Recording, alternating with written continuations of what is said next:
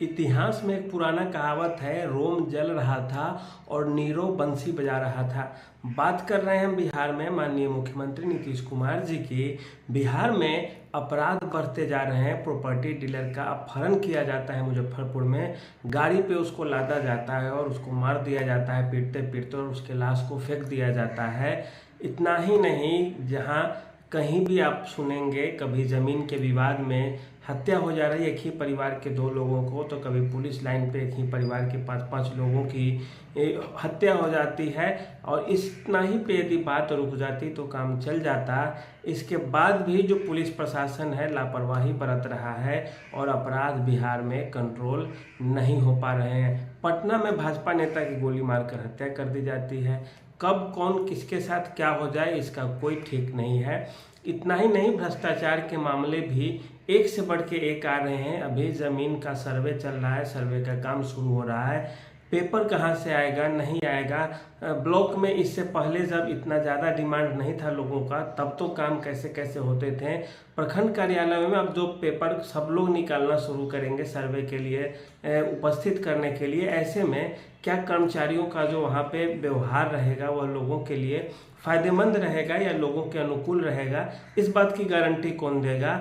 और इधर विपक्ष में प्रशांत किशोर और तेजस्वी यादव जैसे नेता लगातार सरकार पे हमले कर रहे हैं कि सरकार जवाब नहीं दे पा रही है, सरकार फंसते जा रही है, और इस पर भी सरकार के स्तर पे संज्ञान नहीं लिया जा रहा है।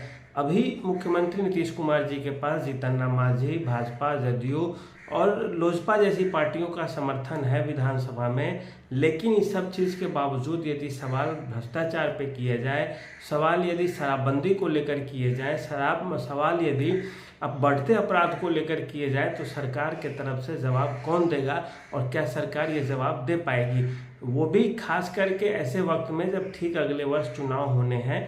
माननीय मुख्यमंत्री नीतीश कुमार जी की जो छवि है, चेहरा है, वो एक तरह से बेदाग रहा है, और उनकी जो गिनती होती है ऐसे नेताओं में की जाती है जो फैसले लेते हैं, जिनके पास यदि शिकायतें पहुंचती है तो वो एक्शन लेते हैं। लेकिन अभी जो घटना घट रही है उससे अब कहा जाने लगा है कि क्या मुख्यमंत्री नीतीश कुमार जी गायब हो गए हैं, क्या उनको अब जनता से मतलब नहीं है, क्या उनको इन मुद्दों पे कोई सरोकार नहीं लिया जा रहा है उनके द्वारा।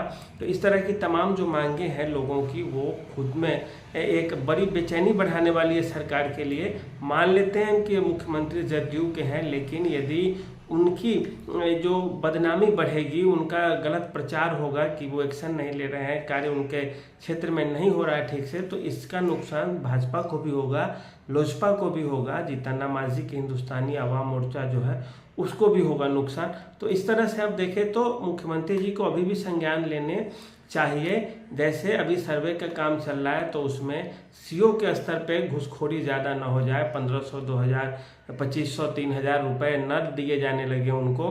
कर्मचारियों का जो व्यवहार है वह ज़मीनी स्तर पे सही हो। लोगों के अधिकार क्या क्या है इसकी जानकारी कौन देगा। लोगों के पास यदि कागज़ नहीं होंगे, एक बार जब भीड़ ब्लॉक कार्यालय की ओर जुड़ेगा या भागेगा, तो ऐसी स्थिति में क्या ब्लॉक के कर्मचारी उनको इतनी आसानी से पेपर दे देंगे, या उसमें भी पैसे की मांग दलालों के द्वारा की जाएगी, और जो दलाल के माध्यम से पहुंचेंगे वहां तक उनका काम जल्दी से जल्दी हो जाएगा। और ये सारी चीज़ें यदि होती है तो बदनामी किसकी होगी, तो सरकार की होगी, क्योंकि जनसुराज बिहार में भी काफ़ी तेज़ी से फैल रहा है, प्रचार प्रसार कर रहा है, और प्रशांत किशोर मुख्यमंत्री जी का हर योजना का विरोध कर रहे हैं और उसकी जो खामियां हैं उसको वे बता रहे हैं। ऐसे में सर्वे का काम भी अभी बिहार में गलत समय पर शुरू हो गया है। चुनाव सिर पे है और सर्वे के कारण जितनी भी कमियां उजागर होंगी सरकार का सिस्टम का, उतना ही सरकार के लिए नुकसानदेह होगा। अब जो लोग 2000, 4000, 5000 घूस देंगे, 10 बार कार्यालय में घूमेंगे, कभी सीओ तो कभी बीडीओ तो कभी एडीएम एसडीएम के कार्यालय में किस तरह से काम होता है बिहार में, ये सारे लोग जानते हैं। और यदि जो लोग इस तरह से जाएंगे तो क्या वो सरकार को वोट देंगे या सरकार के पक्ष में उनका सोच विचार होगा, ये अपने आप में एक बहुत बड़ा सवाल उठता है। तो ऐसे में महंगाई हो, भ्रष्टाचार हो, बेरोजगारी हो, बेरोजगारी का भी बात करें आप तो कई सारी ऐसी परीक्षाएं हैं 2-2, 4-4 साल से हो ही नहीं रही हैं। कई फॉर्म भरा गया, कभी 2020 में, 21 में, 22 में, 2024 समाप्त होने को है, लेकिन अभी उसकी कोई सुध नहीं ली जा रही है। इसी तरह बीपीएससी का बात हो या बिहार एसएससी का बात हो या कई सारी परीक्षाएं ऐसी है, बिहार कोर्ट क्लर्क है जो 2 साल 3 साल पहले फॉर्म भरा लिया गया, लेकिन उस पर कोई अभी स्पष्टीकरण है ही नहीं कि कहाँ होगा, कैसे होगा। सरकार के स्तर पर देखें तो अपराध को लेकर के माननीय मुख्यमंत्री के पास हो सकता है समय न रहा हो, तो कुछ अन्य नेताओं को आप आगे कीजिए जो आपके विश्वसनीय है, उनको बोलिए कि आप एक्शन लीजिए। पब्लिक डोमेन में क्या चल रहा है नहीं चल रहा है उसको जानिए समझिए, क्योंकि मुख्यमंत्री नीतीश कुमार के अलावा उनके समानांतर कोई दूसरा चेहरा किसी भी राजनीतिक पार्टी में नहीं है।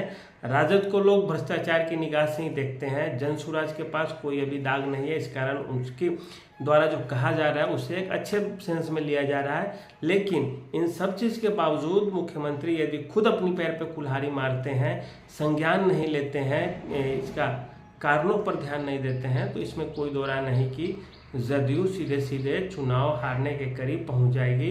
भाजपा भी चाह के कुछ नहीं कर पाएगी, क्योंकि भाजपा ने बिहार में कोई काम भी वैसा नहीं किया है सत्ता में रहते हुए, और इनके पास कोई वैसा चेहरा भी नहीं है। एक चिराग पासवान के लिए क्या क्या करेंगे, जीतन राम मांझी, उपेंद्र कुशवाहा आखिर जवाब क्या देंगे जनता को कि हाँ हर कार्य के लिए यहाँ पे घूसखोरी चल रही है, ज़मीनी मामलों में अपहरण हो रहे हैं, हत्याएं हो रही है। इतना ही पे बात रुक जाती तो काम चल सकता था। इसके अलावा बेरोजगारी का भी वही मामला है, हर कार्यालय का वही मामला है एक तरह से। तो इन सब चीज़ों पे ध्यान दिया जाए कि लोगों को, आम लोगों को परेशानी न हो, जिससे कि उनके अंदर सरकार विरोधी रवैया न वे अपना ले, सरकार से जो उनकी नाराज़गी है वो वोट में न तब्दील हो जाए, इसका भी बिहार में ध्यान रखना होगा। तो ज़मीनी मामलों को सबसे पहले निपटाते समय सरकार को हर चीज़ का स्पष्टीकरण देना चाहिए कि इतने दिन में यहाँ काम होगा, यहाँ काम होगा, ये काम नहीं हो रहा है तो आप मेरे पास आइए, उनके पास जाइए और यहाँ से शिकायत कीजिए कि ऐसे ऐसे मेरा काम नहीं हो रहा है। अधिकारियों पे दबाव डाल के सरकार काम कराए कि पब्लिक को किसी तरह की परेशानी बेचैनी न हो।